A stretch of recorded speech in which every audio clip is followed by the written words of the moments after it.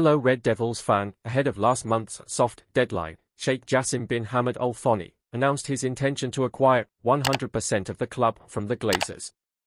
Sheikh Jassim is pushing hard to get a £4.5 billion deal completed, with British billionaire Sir Jim Ratcliffe also in the race to complete a takeover of the Premier League giants.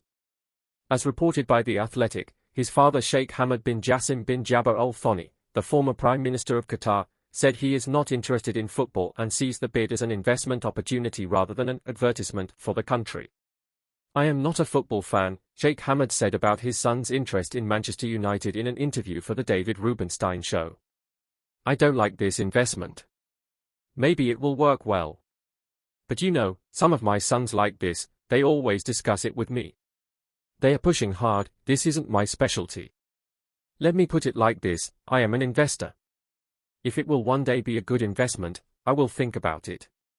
I will not look at it as something you do just as an advertisement. He went on to add that he was against Qatar staging the World Cup in 2022, but ultimately felt that it proved to be beneficial for the Gulf state. Sheikh Hamad said, I thought that's a lot of money and effort that will be spent. We could spend it on something else that's good for the people and the country. But if you ask me now, I will tell you there was a lot of positive outcomes. And the positive outcome was not only putting Qatar on the map. Look at the people who visited. I knew many from the business community, from all over the world. They came, some of them for the first time. They brought their families. Sheikh Jassim and Ratcliffe's Ineos were confirmed to have made offers for the Red Devils, and are now waiting on responses from Rain Group, the merchant bank dealing with the sale. The Qatari bid was for full control of the club, while Ratcliffe is hoping to take a majority stake at Old Trafford, though both of their initial bids were lodged at maximum of £4.5 billion.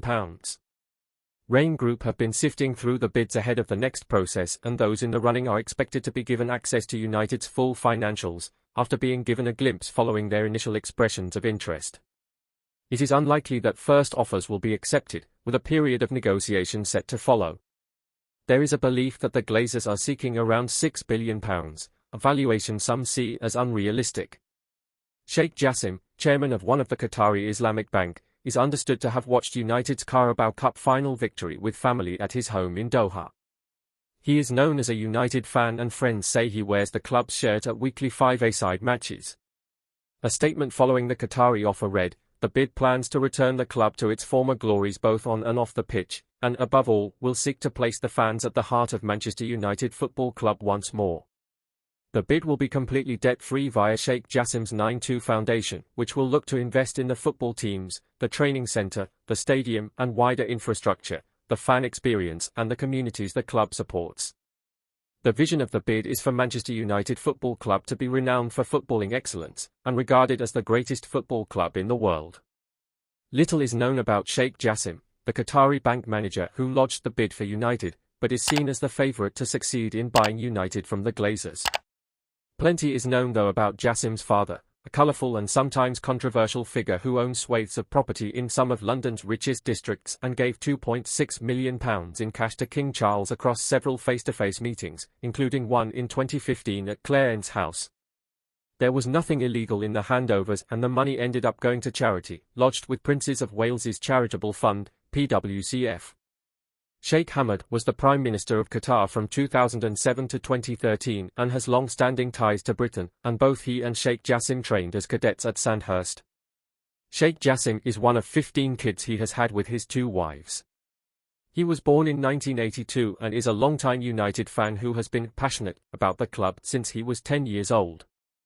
Those speaking on his behalf to the Mail on Sunday last month, conceded they had never actually met him, don't know whether he is married or has children, and can't say why he started supporting United in 1992, at a point when they hadn't won a league title in 25 years. Those speaking for him could not say how many times he had been to Old Trafford but insist he is a genuine United fan who has been in person to many United matches over the years. He was encouraged to make a bid for Chelsea when they came up for sale last year, said a source.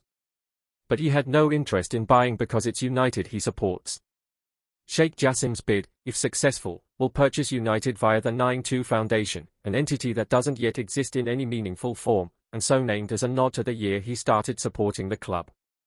His spokespeople insist he will buy the club with cash, clear all debt, and invest heavily in all areas of the club. That foundation has no connection to the class of '92, the company headed by Gary Neville, and which includes David Beckham, Ryan Giggs, Nicky Butt, Paul Scholes, and Phil Neville as investors. The size of Jassim's personal fortune is unknown, as is the source of it, but he would have access to the apparatus of the Qatari state and its untold riches. Sheikh Jassim has talked about the need to redevelop Old Trafford, by which he doesn't just mean the stadium. It seems likely that both Manchester City Council and the UK government will push for a regeneration project, similar to the one driven by Abu Dhabi around Manchester City's ground and the Eastlands. What do you think about?